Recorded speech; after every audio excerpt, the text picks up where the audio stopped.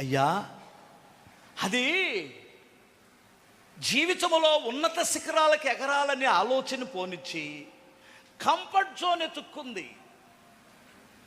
నేను కంఫర్ట్గా ఉండాలి, నేను సుఖంగా ఉండాలి, ఇక్కడ హ్యాపీగా ఉంది, ఇంకెందుకు ఎగరాలి, ఇంకెందుకు కష్టపడాలి? దొరకాల్సింది దొరుకుతుంది, తిండి, బట్టలు ఉన్నాయి, సౌకర్యాలు ఉన్నాయి. మా నాన్న తిప్పలబడి మా నాన్న సంపాదిస్తాడు, మమ్మ తిప్పలబడి మమ్మ సంపాదిస్తుంది. నా పని ఏమిటంటే లేవడం, తినడం, పడుకోవడం, లేవడం, తినడం, పడుకోవడం.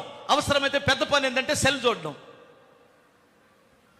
రూపాయి దాని ద్వారా సంపాదన లేదు.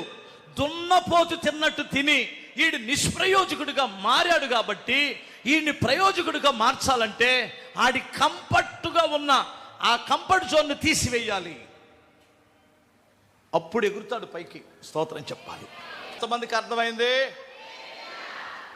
హల్లెలూయా. మనం మామూలుగా ప్రార్థన చేసుకోం. కష్టం వచ్చినప్పుడు ప్రభువా స్తోత్రం నాయనా నా దేవా, కొంచెం అబ్బా ఎంత భారం వచ్చిందో కడుపులో, నా ప్రభువా నా తండ్రి నువ్వు లేకపోతే నేను. అంతకుముందు లేదు. ఒకవేళ నీకు శ్రమ వస్తే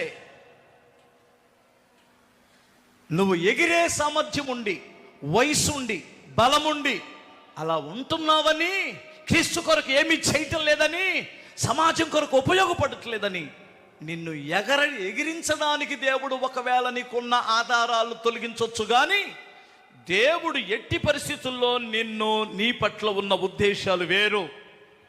అర్థమవుతుందా? హల్లెలూయా చెప్పగలవా?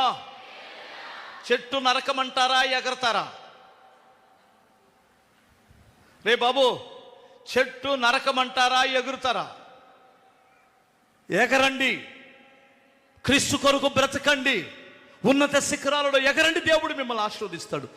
అప్పుడు నువ్వు ప్రయోజనకరమైన వ్యక్తిగా మారుతావు.